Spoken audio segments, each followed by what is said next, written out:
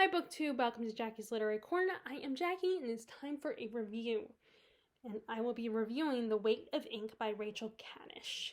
This is a historical fiction set in the present day, but also set in the 1600s. So our first timeline and our first storyline is of Helen Watt. She is a college professor in England, and she is in her 60s and has Parkinson's, and she's thinking about retiring and also getting pressure to retire by her boss because, of course, he thinks she needs to, she's ready to be put out to pasture. And, but Helen gets a call from one of her former students, Ian Easton, who tells her that he and his wife Bridget, has inherited this house from her aunt. And they found in a secret compartment under the stairs a cache of documents written by a Jewish scribe. And she decides to check it out, but because not only is she not Jewish, but also because of her Parkinson's, she needs a little help. So she contacts this graduate, American graduate, Aaron Levy, to come help her research, go through these documents and find out if they're legitimate and go through them and get all the information they need. But unfortunately, Aaron and Helen do not get along right away. Meanwhile, you have the past storyline with this young girl named Esther Velasquez. It was just her and her brother. Their parents died, and they are taken in by this rabbi, and they come to England, leaving Portugal, and he raises them and and her brother becomes the rabbi's student. But eventually he gets killed, and Esther, who actually cares and is paying attention to what the rabbi is teaching her brother, she becomes the scribe and the student to this rabbi. But the problem is that she's a woman and a young girl, and even the rabbi has realized that she needs to get married because that's the only thing that a woman can do so that she will be to help her get taken care of. But Esther knows that she will have to give up her reading and her educating herself once she gets married. And her only other option is to be a companion to this young rich girl named Mary. So this was so great and such a beautiful story, very tragic, but also, also just amazing. It made me think of the Historian in a lot of ways, except for, unlike the Historian, this is about real history, about Jewish history and what happened, what the Jews went through and the prejudice. And the past storyline is right before the plague. So we get we get into the plague that killed a lot of people. But what I love is it is a story about these two women, Helen and Esther, and their struggles, because as women they're judged and looked down on, and people assume they are not very capable, and they both kind of have to prove their worth, prove themselves. Like with Helen trying to prove that she still got these capabilities and still can take on this job just because she's getting older and she's a woman and has Parkinson's does not mean she's still not capable. And she has a lot of pride. Both her and Esther have a lot of pride. And meanwhile, you have Esther, who's living in a time where, like, at least in the modern day, women can. I mean, there's still sexism in the world, and there are still men that are pigs and, treat women like they're less than. But women have have more power and can have these jobs that during Esther's time they wouldn't be able to. Like Esther, the only option for Esther is to get married or be be someone's companion. And even the rabbi, who does care about her and is not does not mind that she wants to learn, he's also realizing your only option is to get married. I mean, and the girl she becomes a companion to, Mary, she can't even begin to understand why. Why wouldn't Esther want to get married? Why, what's more important than getting married? Which is not Mary's fault. Of course she thinks that way. Because that's how it was. That's the only thing women were told, that they had to get married. There, there were more women that thought like Mary did. That their priorities were like getting married, making babies, and that they just accepted that was their lot in life. Like, yeah, there were some women that could get, some kind of job as a teacher or a nurse, but that's just how it was, that they just accepted things. They don't question it. They don't consider the possibility of something more in their life. At least most women thought that way. In fact, there's a character, one of the characters that I hated in this book, Bescos. He has a friend of the boyfriend that Mary ends up getting, Thomas. Bescos is one of his friends, and he's also an actor, but he's a rich boy, and he's arrogant, and I can't remember if he's Catholic or Christian, but he's been told his whole life that Jewish people they're thieves, and they're criminals, and they're greedy and all that. So not only is he judgmental and prejudiced towards her because she's a woman, and like his first thought is he catches her with her books, and he just is all like, oh, do you even understand this? He just assumes that she can't begin to comprehend. And unfortunately, because she's already scared of him as it is, because he's kind of an ass, and like he's threatening, she doesn't say anything, so she doesn't even defend herself at first. So he just assumes that's code for, oh, so you can't comprehend this.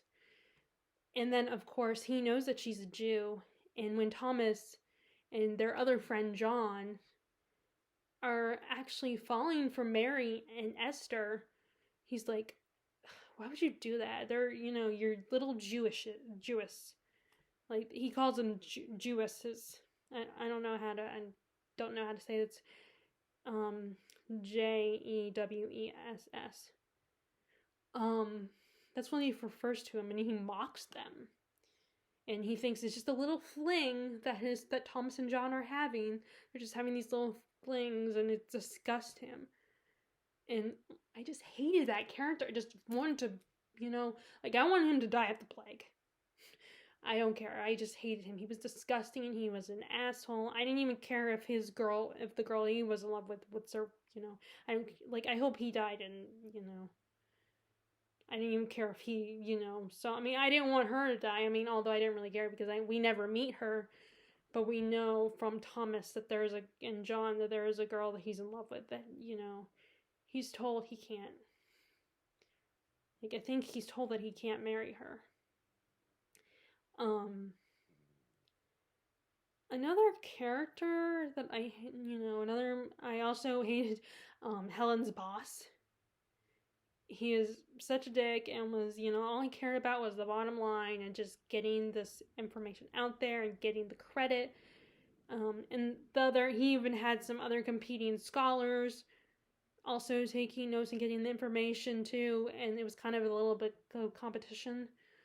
Aaron Levy I had mixed feelings about as a main character, because on the one hand, I think he's an idiot, and he was an arrogant, this cocky young kid, but I get his struggle. He's a young man who's very intelligent, and I admit, I understand the frustration of someone wanting a companion that's your equal in intelligence, and you can have these deep conversations with, but it got to the point where he was just rude. If a woman didn't meet his standards, he was just like, whatever. And if she dumped him, it was like, oh, well, I'm too good for her. He was also a very prideful character.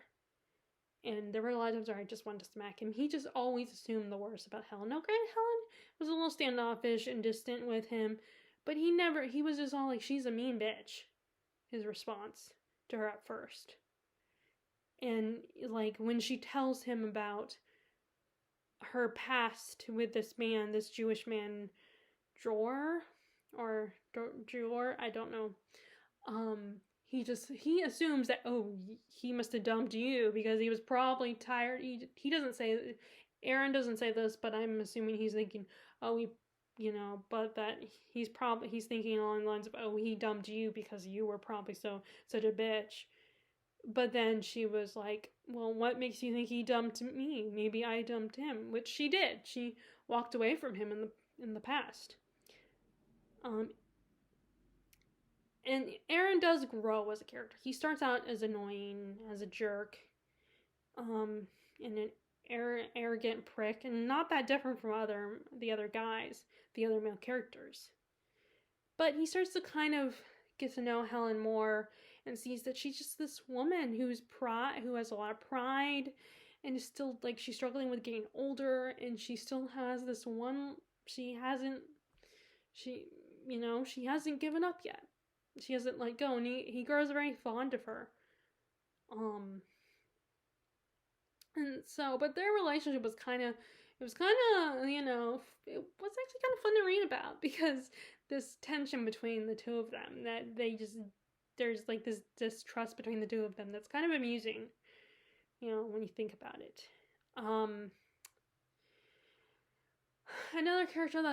This other character I couldn't stand was Ian's wife, Bridget. She was such a bitch, and she was like that modern woman that doesn't appreciate history, is like arrogant in her own way, and just like a bit of a brat, and self-centered. And I definitely like think she knows everything, think she understands the world, as a very cynical person, and just like another reviewer compared like another reviewer referred to comparing her, saying that she was not that different from her own aunt. She criticizes her aunt, and they were saying, and I wish I could remember what they said about the aunt. What was said about the aunt, but she said she was a lot like the apple doesn't fall from the tree. You're not that different from her. And of course, there's something that pisses me off that Bridget does that really to me is crossing the line, and but her attitude, and like being like, you better hurry up and get this done because I have, my time is more valuable and what I want. Like, she wants to turn her house into like the house that she inherited into like an exhibit or something, and allow for people to look at. And then when she finds out what they have, she's all like, it's not about the actual things that they have, this historical document, but it's for like, ooh, what money can I get out of this? Like, she doesn't even care about what it says, what it is. Her priority is the money, which a lot of those scholars, it's the same way, the scholars that Helen works with. So let's talk about how this was written. So the writing is so riveting and such a page-turning read. Like, it wasn't a fast-paced book. It's very slow, but I was never bored. I was very engaged in the story, and like I said, it reminded me of the story and the way it's written. Like, I love all those scenes where they're going through the research and just picturing them delicately going through these old documents, these old manuscripts, and just worrying about, I have to be careful, can't get anything on this, it's very delicate. I love those types of scenes. And they had those also in The Historian, and they have them in Discovery Witches. Like, I just love picturing those moments. Like, I like to live vicariously through Helen's character the same way I lived vicariously through Diana Bishop and the main protagonist in The Historian. I don't think she ever got named. But just picturing myself going through these old manuscripts would be like, it's just really fun. And like the story is just so immersive.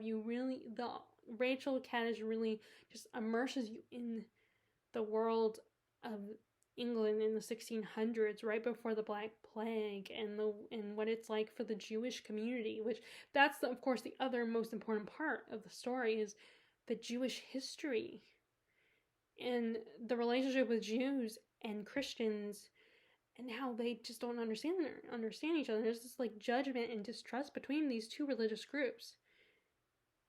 and how, in which is justifiable because the way Christians treat the Jewish community because of their different beliefs and how they, in their religion, and just like there was a lot of persecution.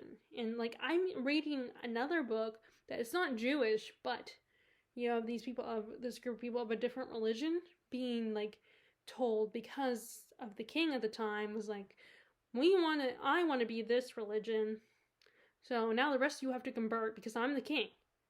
Like threatening people's lives. And like it was the same thing with the Jewish community. Like their lives are constantly in danger. And they refer to an event in history that talks about how these Jewish people would rather commit suicide than change their belief system or let the other religion change them and convert them. They would rather kill themselves than change, because they care so much, and their belief system is so important to them. And it's really sad that sometimes you have people that just don't understand that, and like I said in the other book I'm reading, this soldier is like, you're an idiot. Why don't you change? I mean, you just need to like renounce your religion and sign a paper. And he's like, if you don't, you're being idiots because you're refusing to do that. It's like, you're asking them to change their whole belief system. What the most important thing, their soul, something that's part of their soul, because the king decided that's the religion I want to be this religion.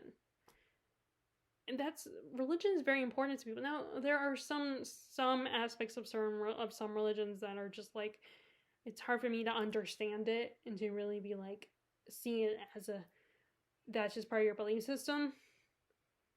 There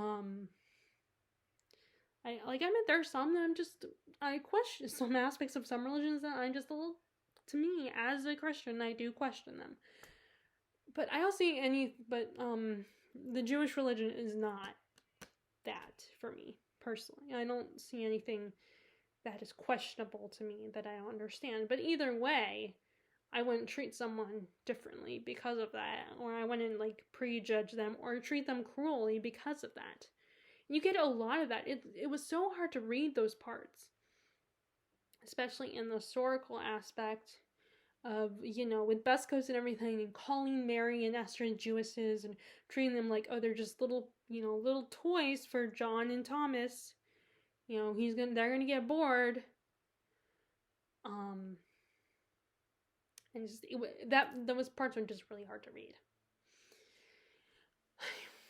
Anyway, like I said, this was very well written, such a deep dive in Jewish history, and it was so good. Again, like I said, I was never bored. I just kept wanting to turn the pages and find out what was going to happen next. I mean, it's a slow moving story, but I was still like just intrigued to find out where it was going to go.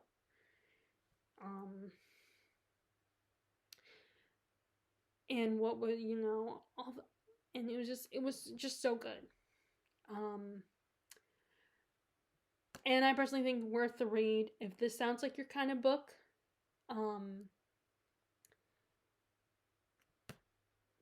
But anyway, so those are my thoughts on The Weight of Ink by Rachel Kadish. If you like this video, be sure to give it a thumbs up, click subscribe if you haven't already, click the bell notification if you want to be notified about my latest videos, and I hope you enjoy this review, and I will talk to you all later. Alright, bye!